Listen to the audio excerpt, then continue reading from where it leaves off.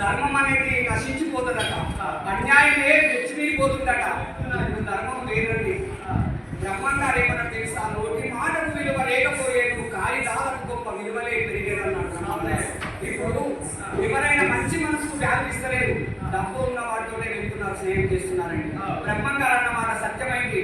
నోటి మాటకు విలువ లేకపోలేదు, కాళిదాలకు గొప్ప విలువలే పెరిగేదన్నాడు బ్రహ్మం గారు. ఆ విధంగా నడుస్తుంది. పాతాళ గంగలో నీరు విడిచిపోయి భూతలం నుండి మంటలు వచ్చే రోజులు నరకల ఉన్నాడు వీర బ్రహ్మం గారు.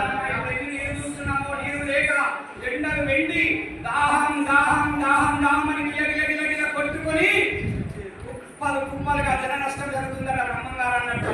ఇప్పుడు చూసినవా ఎక్స్ప్రెస్ బస్సులు, ప్రైవేట్ బస్సులు ఎంత మంది ఎన్ని ఆబ్జెక్టులు చనిపోతున్నారు. మిగిలిపోయాము. అందరికీ అదృష్టం, బ్రహ్మం గారికి అందరికీ అదృష్టము. మరి ఇంకా కొంచెం 5 నిమిషాలు ముగించుకున్నాము. కులమత భేదాలు లేకుండా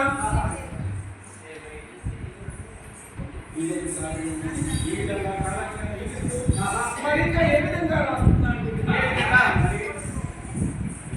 ఏంటంటే, ఎక్కడ పోయినా మేము పల్లెలలో 5 రోజుల ప్రోగ్రాం చేస్తాం.